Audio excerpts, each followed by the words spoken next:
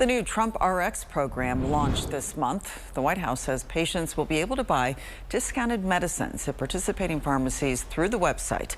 An executive director with Alps Pharmacies says the website operates like GoodRx and offers coupon codes for multiple name brand medications. The money saved by patients will mostly fall on the manufacturers of the prescription drugs.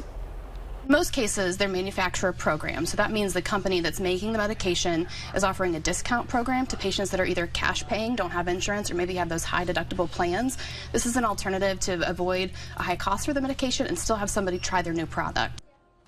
Mann says many pharmacies have their own cash pay programs that can offer even lower prices than what can be found using GoodRx or TrumpRx. She also says it's important to remember that cash payments on medications will not count towards insurance deductibles.